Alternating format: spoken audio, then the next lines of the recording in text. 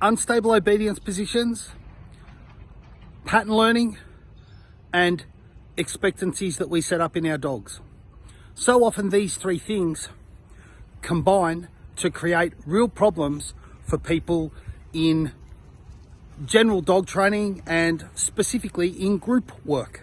So at a lot of clubs that you go to, part of that curriculum is going to require that the dog sits or drops or stands or whatever in a group of other dogs and maintains that stable position until the dog is recalled to the handler. Let's look at this.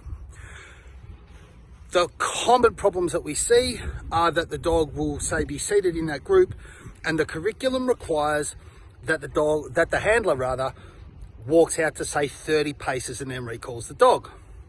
Now, where pattern learning is heavily relied upon, what we do is by doing this, by consistently sitting our dog, walking out to 30 paces, then recalling our dog, we create an expectancy. We create an expectancy that all the reinforcement is with us as handlers, right? And we create a reliable predictor for that dog that it's going to be recalled because the distance is consistently 30 meters. So when the handler gets out to there, or perhaps even before, this dog, in a state of expectancy about having an opportunity to do something to get reinforcement, pops up out of that sit, and now we have a problem. So how do we begin to deal with this? Well, for starters, make sure that your obedience positions are clearly understood by the dog without the use of a stay command. Make sure that clear markers are used to indicate to the dog the moment that it receives reinforcement. Make sure that the reinforcement for doing this is profound, and get a couple of thousand reps under your belt. Happens pretty quickly when you get switched on to training this way. The next step is have a look at breaking the pattern, because the pattern allows the dog to maintain this expectation. So now, let's just say, for example, you walk out to 30 paces or you walk out to 15 paces and then you return to the dog. And then you reinforce the dog by giving it a termination cue to indicate that its job is now complete and it should engage with you for reinforcement.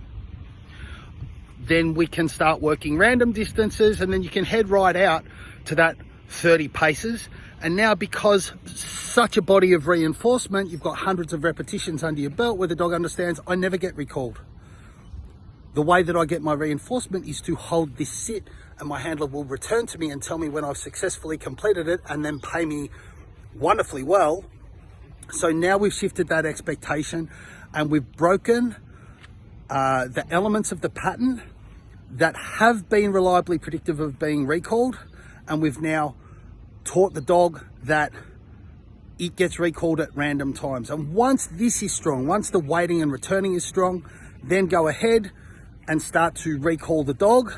But again, don't fall into this pattern of doing like a trial type scenario where you're always recalling that dog at that distance, because you create that expectancy and it becomes very problematic.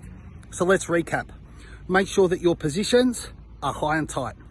Make sure that you're using clear markers to indicate to the dog the moment that it does the thing, achieves the thing that gets it the reinforcement. Make sure your reinforcers are profound. Also, violate that pattern. Don't let yourself fall into a pattern. Don't create reliable predictors for the dog that the dog can use to then make these errors. So I'm pretty sure that's the summary, and that's where I'm going to leave it, guys. I hope this helps someone out there.